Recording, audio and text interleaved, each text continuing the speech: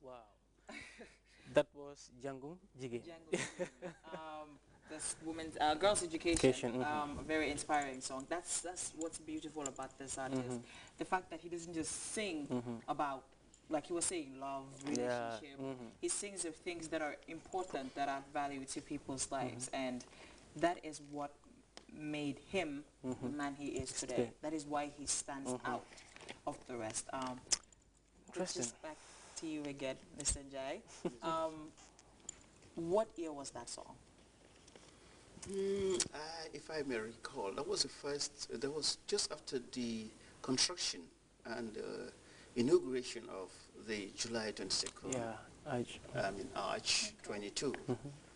Then I thought of doing something because that place is, a place that all Gambians should be proud of. And I said to myself, if I should do a video clip on, featuring that place, I have to do something very educative because that place is not only a place where people looked at, but is a historic, monument where people can remember or talk about, Gambia as a whole. And that was the main reason why, I did that clip, featuring that place. And the team, Jangum Jigeni. Jangum Jigeni, yeah, because, as a member of staff of the Ministry of Basic and Secondary Education, we started advocating for girls' education. It's been a long time, but that was the momentum. That was the moment it has been, taking. It just started taking form. Yeah. So I said to myself, let me be part of the same change makers. Yeah. Makes sense. Okay. Apart from the music, I see you've been involved in education, and you're always talking about it. You're an educationist. You've always been there. What is it that because as a young boy, you started singing, and then the moment you started singing, I believe you did not just start singing love songs, and you were always focused on one thing, and that is education, the progress. Why? Did you have somebody talking to you? What was the inspiration behind that? Well, let me say,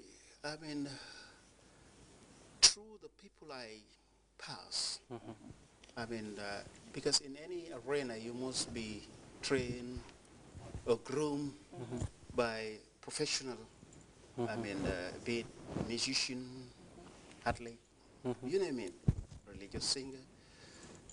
And I passed through Mbai Chow, Alhaji Serin Seka, and some other veteran, dramatists and musicians like the late Paps Ture, and also by Jangha, a renowned guitarist, and more of us, myself, Alhaji Muntaha Fai, and we went through Alhaji Serin Seka and Mbai Chow, and knowing those people, they always talk about something creative, something that one can look at and learn from it.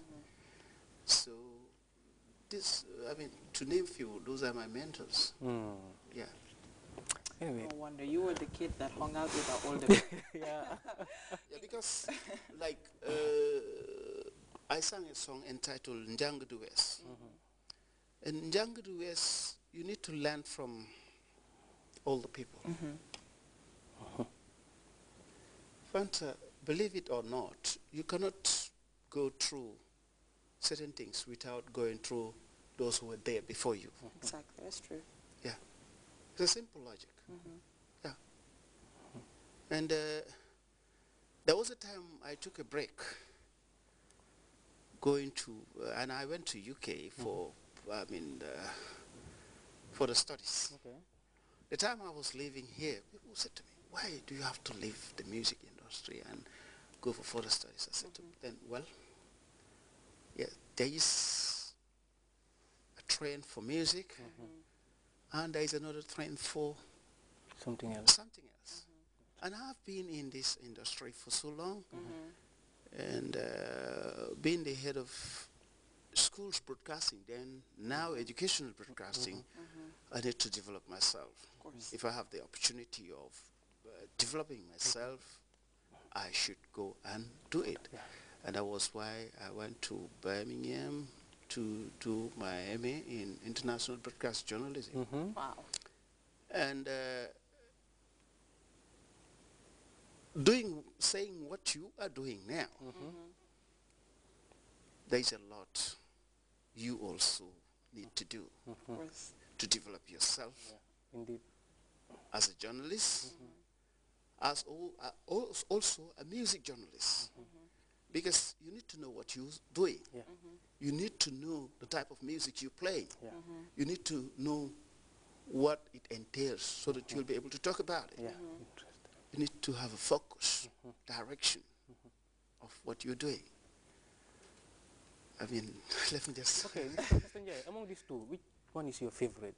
Music and education? You said favorite. Yeah. That would be hard. Yeah.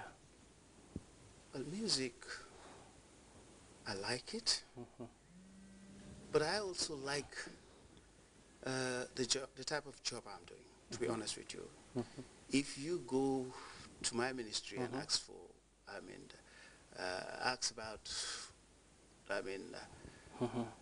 how do I love what I'm doing, being the permanent secretary or the last staff of the ministry, they will tell you that he always run after people.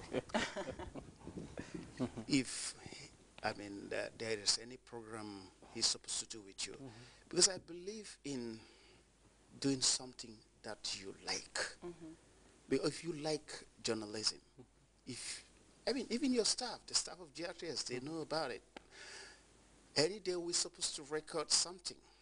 The education forum example. Education forum, for example. I'll run around, start calling Samuel Ba, who works with me, Mahmoud Toure. Yeah. Yeah, because we need to come out with something positive. A good production. Recording a panel discussion in the studio, you need to back it up with some other footages Of course. to give people An idea of what an you're idea talking of about. what, even if you cannot understand the language they're talking about in English, you will be able to know that this is Understand what pictures. they are talking about. picture reading. So I really love what I'm doing, particularly my profession as a trained journalist. But many people say Mam Tampi is so civilized that, he doesn't even look like a musician, diplomatic. So it's sometimes interesting. I don't know. You want me to talk about it? Yeah, sure. Yeah, well, I don't think a musician should be roughed. You look at stars worldwide. They come out very neat. Those days have gone when musicians are drunk and they will see them, untidy. Even our neighbors. You look at John Seket, Yusundur. John